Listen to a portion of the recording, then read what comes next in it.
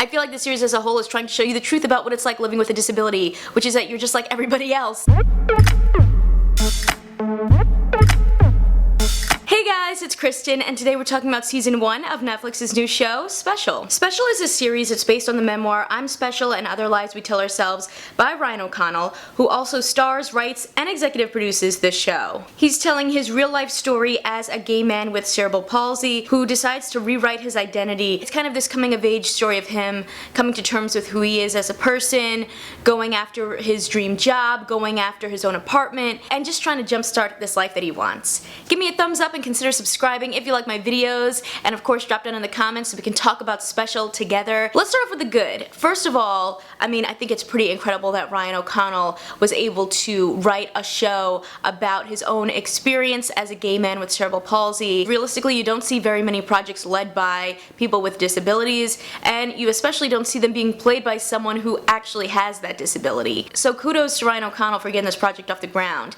And again, it's inspired by his real life. So the place that he's interning Egg Woke in the show is actually inspired by Thought Catalog, which he actually wrote for in real life. And I just thought it was really cool to see those parallels of, I don't think everything is exactly based off of his real life, but a lot of it is. I also really enjoyed the story and the writing. I know that Ryan O'Connell also used to write for Daytime Divas and Awkward, and I feel like you could really feel that energy. Like, I kept thinking, like, this feels like Tamara from Awkward. I thought it was really fun in that way where some of the lines were just really sassy and out there, and there was these one-liners that were really hilarious. I think for a show that's only 8 15-minute episodes, they actually gave us some really awesome character development as well. We see how Ryan's mom Karen has been coddling him so much that she's not able to have her own life, and that when she tries to have one, she's still only thinking about her son in a way that actually ruins her relationship. Or how Ryan is not put on a pedestal because he has a disability. In this series, you get to see him as a real raw person. This show is trying to show you the truth about what it's like living with a disability, which is that you're just like everybody else.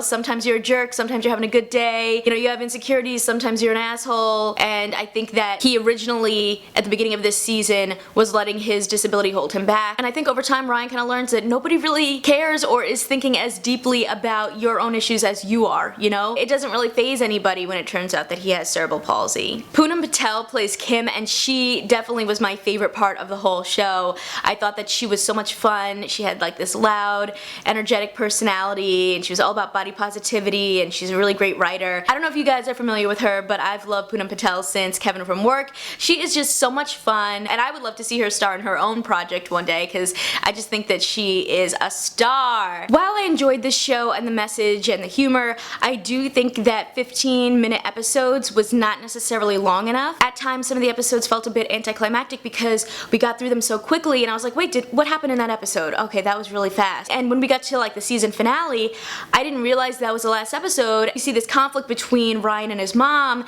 and then it ends, and I was like, wait a minute, that's the end? The ending came so abruptly that I was just surprised that that's where it ended and that they didn't do a little bit more of like a bigger, cliffhanger or something like that. I think because the episodes were so short and the season was so short, it just felt a bit anticlimactic. Like I was like, not that much happened. I think what did happen was really well written and was a lot of fun, but I was expecting a bit more. I'm hoping that if this show gets picked up for season 2, maybe they'll expand the episodes out to be like 30 minutes or something like that, so that we can really dive more into Ryan's story. When it comes down to it, I had a lot of fun watching Special. I do think that the episodes went by a little bit too quickly. I think the humor really stood out, and I think that this is definitely a coming-of-age story that anyone can relate to, whether you're gay or disabled or not. Wanting to move out on your own, wanting to be independent, trying to get a job, trying to find a relationship and lose your virginity and things like that. I think this is a universal story. If you like this video, check out my other reviews over here, especially my other Netflix reviews,